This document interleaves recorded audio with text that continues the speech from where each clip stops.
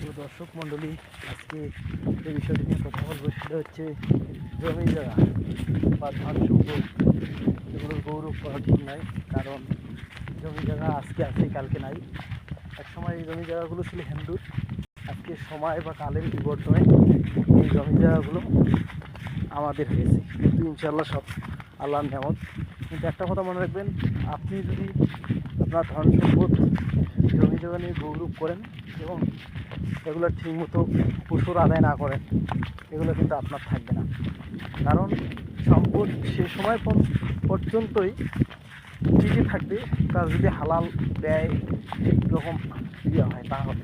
তাছাড়া কখনোই সম্পদ জিতবেন নাই।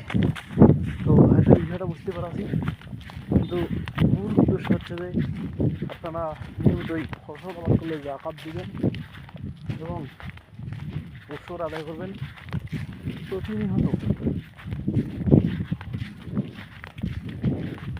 সকল বিষয় নিয়ে আমি কথা বলি, আরও না বললে নয় যে আকাশপুরীতে আমার দাদা মরহুম আহমদ আলী সর্বমোট প্রায় 60 বিঘা মাটি ক্রয় করেছে।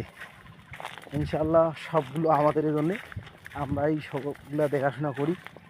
দোয়া রাখবেন যেন ঠিকমতো পরিচর্যা করতে পারি, এই আশা প্রত্যাশা আপনাদের সকলের কাছেই। আর একটা কথা হচ্ছে যে আপনারা নিয়মিত 5 ওয়াক্ত নামাজ পড়বেন এবং নামাজ শেষ করার সাথে সাথে আপনারা আপনার রুজির সন্ধানে বেরিয়ে পড়বেন। তো এখনও শেষ হয়নি, আর একটা ভিডিও 1 ঘন্টা চললে হয়তো আমাদের জমির মালিকগুলো শেষ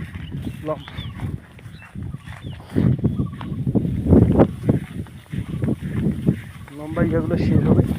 তাছাড়া কখনো সম্পূর্ণ নয়। দেখা বলাই আপনাদেরকে যে এগুলো আসলে কত সময় লাগে।